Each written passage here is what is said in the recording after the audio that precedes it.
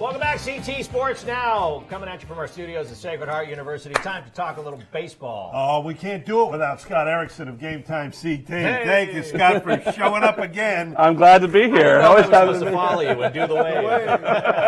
I'm not doing the wave. No, okay, good. Listen, we have enough water all over the state. Yeah, I'm not trying to encourage any more water. We got more coming. Let me just say this. I just want to get this off my. It was horrible out there as the sun went down. It was so freezing today. It was pretty chilly. Oh, yeah. my, come on already.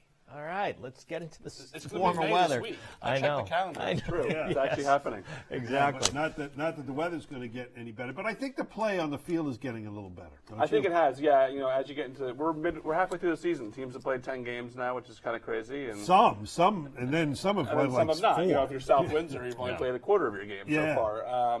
But yeah, teams have played half their games now. They're all looking pretty good. They're getting into form and as good as it gets, you know, and then here we go down the home stretch now. So let's take a look here. We're talking the poll comes out every week. You're the one puts it together. 6 through 10. This is how it lines up. After having been higher, what? Ledger. I mean, they lost a hand and then they lost another game, 1-0. Yeah. They're really good. Their pitching is really good. They're not letting up a lot of runs this year. You know, one of the teams that's the hardest to score on this year is Ledyard. The new team in the poll this week is Newtown. Newtown's just been crushing the ball. I think they have like 82 runs in 10 games, something like that. They're the only new team in the poll this week. The poll actually stayed very similar, and as we get to the top, we'll see that. So Glastonbury stayed right where. Well, they moved around, but they're Okay. all in the top 10. Newtown's the Okay. only one that moved back in. Glastonbury, I think, slid up 2 spots, and then They may slide back a they little slid bit back. after You know, today. again, I said to you earlier, I don't know what to make of the CCC. There's so many good teams, and they keep knocking each other off. So it happens in these leagues, and it happens in baseball. Baseball's a hard sport to pull. You know? Similar to the FCIAC, right? All these teams, you got a team like Brian McMahon that comes out and bites a team. Exactly. You know, and Everybody's got at least one pretty good pitcher. Yeah. And then that's, you know, if that kid is hot, you got a couple of runs to support him. Then And the CCC is deep, and the SWC is pretty good. I mean, it's just the top of these conferences is really good. So let's talk real quickly about the FCIAC because I want to talk about Fairfield Ludlow. This was a team that I didn't know was going to be as good as they've been so far this season in putting together. In fact, do we have 1 through 5? Can we pop up, or we can look at Fairfield Ludlow? This is them from Kiwanis Field. from earlier this season. That's North Haven game. Yeah, right. Ludlow's really good. They put up a lot of runs. They have a ton of seniors. They've been around the block. The question for them is going to be whether their pitching can hold up.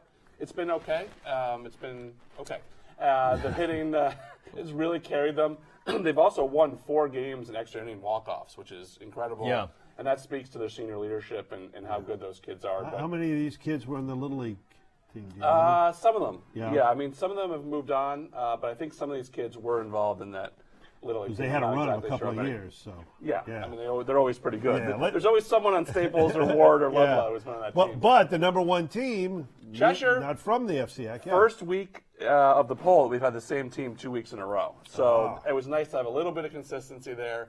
We'll see if Cheshire can stay on top this week. Staples was right there a couple points behind, but obviously Staples lost today to West Hill. Amity's always going to challenge up there. It was pretty consistent with the voters. Cheshire, Staples, Amity, some mix of that as the top 3, and then Ludlow and Southington. Southington's played really well. Of course, Southington lost to Glastonbury. They had the same record, and they were voted above Glastonbury. 13 innings, 1-0. I mean, you can't really get not much between them. So. I was at that game, the Cheshire Daniel Hand game this past week. Oh my gosh, what a game! And Cheshire was able to hold on by getting a runner at the plate at the very end of this thing. But these are 2 teams that can flat out get it done one way or another. Those teams are both going to make good runs in the state tournament. They both can win the SEC. I think Hand and Cheshire are really good. I think Amity's really good. I think West Haven's pretty good. The SEC's got some teams, but these are the teams at the top. And don't look now, the team that hasn't been ranked for a few weeks, Prep's playing pretty well now too. Yeah. So is Class Double L the strongest? Class Double L is really good. Hands down in L though, and then when you go down to M, you have like St. Joe's and Ledyard and East Catholic. So I mean, in baseball and Montville too. Baseball is really great with the classes. I think that Class S can be just as competitive as Class L. having said that, Class L is really loaded this year with some super teams and really good players. Well, we're running short on time, but real quickly, is there a surprise for you? Is there anything that surprised you thus far this season? I'm a little surprised that Ludlow's 11-1. I thought they were good. I didn't think they'd be the top of the FCIAC right now, but they are. So great for them, and I think they can hold on to it. I still think Staples is the best team in that conference over the long haul, but awesome for Ludlow to be 11-1, especially with all those seniors. Wow, interesting. And you said halfway point. It's a halfway point. It's not, but it's not all downhill from here. No, it's up. No. I don't know. Is it uphill? It's good. We're just going to coast. It's only going to get better. It's only going to get better. That's right. Whatever the better one is. Yeah. Yeah. Scott, we'll see you again on Monday. Absolutely. And listen, keep us square as we head into each week with baseball. Thank you. We're going to take a quick break. We'll be back with more here on CT Sports Now. Thanks, Scott Ericson from Game Time CT, for coming in once again this week.